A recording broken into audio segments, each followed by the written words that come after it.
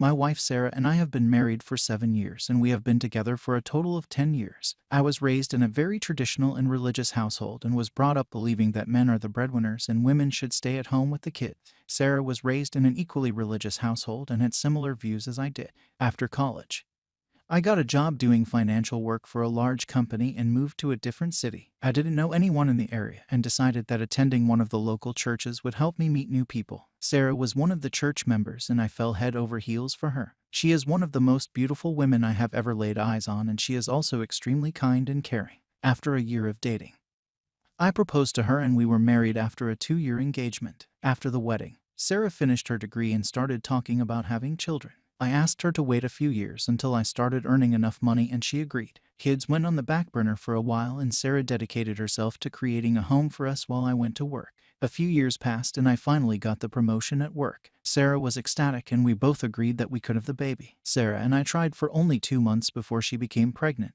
She was thrilled, but my happiness was mixed with a bit of apprehension and nervousness. I didn't know if I could handle taking care of another human and it was scary. I decided to suck it up and put on the brave face for Sarah's sake. Our son was born and Sarah devoted herself to caring for him. Because I had been promoted, I started spending less and less time at home. The job was demanding and I was working 70-plus-hour weeks. I had to wake up earlier and earlier while Sarah stayed in bed and slept. When I came home, Sarah always looked relaxed and happy, playing with the baby. I know that I was being irrationally jealous, but I started to resent Sarah. Taking care of the baby seemed so much easier than my job, and I hated how all of the financial responsibility fell back on me. It has been 2 years since I started feeling this resentment and I started going to a therapist, but it's not helping. I hate coming home every day and trying to speak with Sarah. She has never had a job and does not understand how stressed I am from working. It's like I am speaking to a child whenever I try to discuss anything like finances or any topic more in depth than what is taught in high school. I don't want to be married to someone who doesn't feel like my equal. I know that this isn't Sarah's fault,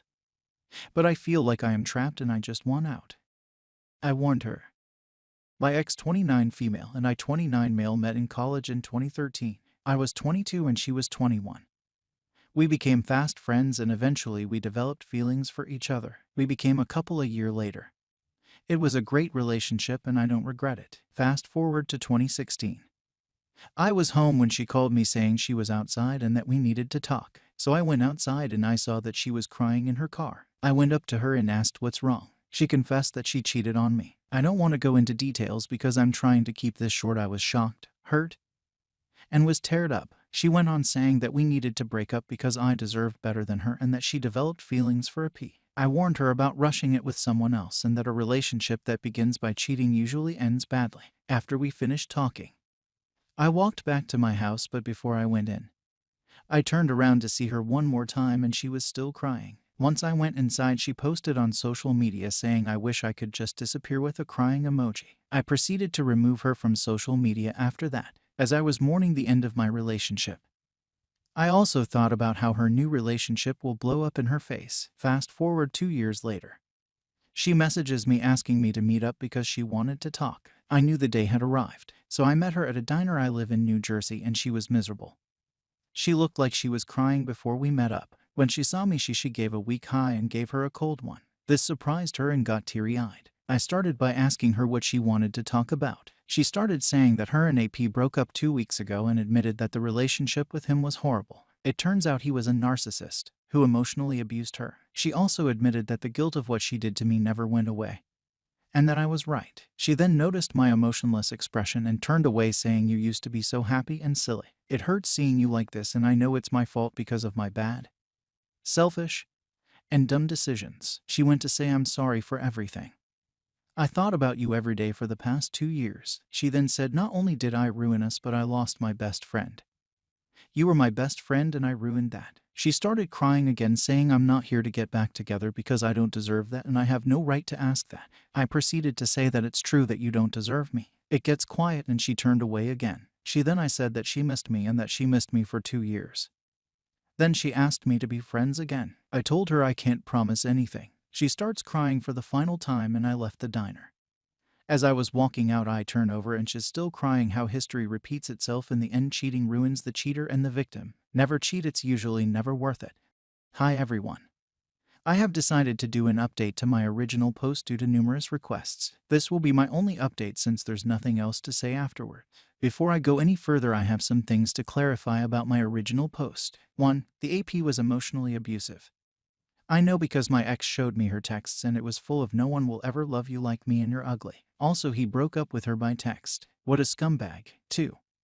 She did try reached out to me multiple times during the 2 years she was with AP.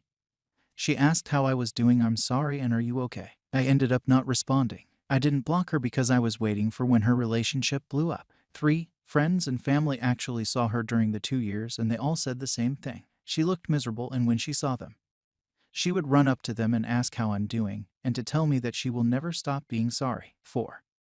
The diner meeting happened in 2018. Now back to the story. After I got home from the diner, she messaged me saying, "If we become friends again, I'll work my butt off to earn back your trust, and if not, please know I'll always be sorry for everything." Fast forward a year later and I bumped into her at a while buying lunch. We caught up and I wasn't as cold as before. I will admit I'm a little embarrassed about what I did next. I offered her a FWB with me and she accepted. The FWB lasted for a few months. When I look back, I think I did it for closure and to show her what she's missing. I ended it because I felt that I got my closure. She was disappointed but also understood. A few months later, she started seeing someone new and they dated until early 2020 before the pandemic hit. She showed up to my home unannounced and revealed to me that the new guy cheated on her with multiple women and actually blamed her for the cheating. Just like the AP, the new guy broke up with her by text, while she went on saying how much she hated herself for what she did to me.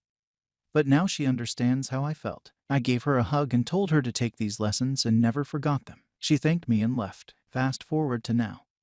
I heard she's in IC and remains single by choice. I saw her mother recently and she informed me, as for me, I'm single, working on myself. I'm getting into shape and I'm working in psychology. Guess what inspired me? Thank you for reading my story. I appreciate everyone who read and replied.